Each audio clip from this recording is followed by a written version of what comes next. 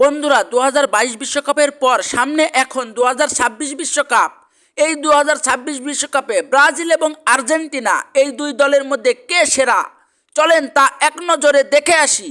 বন্ধুরা, বর্তমান বিশ্বে ব্রাজিল এমন একটি দল, তারা 5বার বিশ্বকাপ জিতেছে। অন্যদিকে আর্জেন্টিনা তাদের ইতিহাসে মোট 3বার বিশ্বকাপ ট্রফিটি জিতেছে।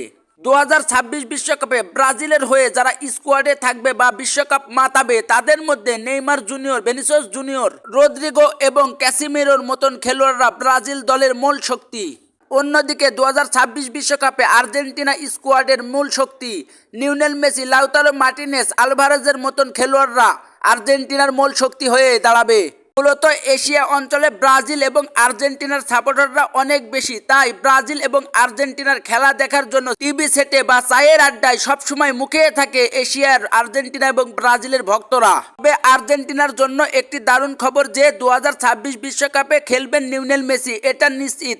আর লিওনেল মেসি ২০২৬ বিশ্বকাপ খেলা মানে আর্জেন্টিনার দলের শক্তি আরো বৃদ্ধি পাবে অনেক অনেক গুণ। তো বন্ধুরা, ২০২৬ বিশ্বকাপে মেসি যদি আর্জেন্টিনার হয়ে খেলে তাহলে কি মেসির হাতে আরেকটি বিশ্বকাপ ট্রফি উঠবে কিনা তা অবশ্যই আপনারা কমেন্টে লিখুন এবং পরবর্তী ভিডিও পেতে চ্যানেলটি সাবস্ক্রাইব করুন। ধন্যবাদ।